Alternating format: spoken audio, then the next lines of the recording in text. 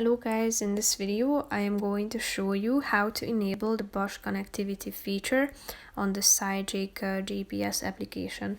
But first I just want to mention, don't forget to subscribe to my channel because at 10,000 subscribers I am going to show you my whole YouTube revenue statistics and growth strategy, how to make money online. Now let's jump into it. First of all, open the application on your phone.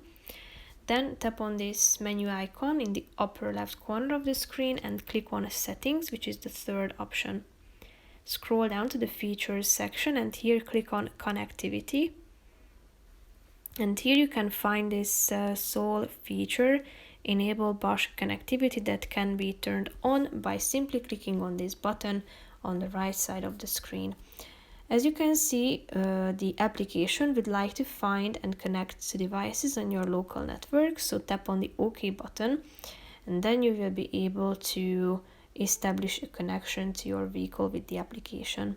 So that's pretty much it for this video, guys. See you in the next one. Bye bye.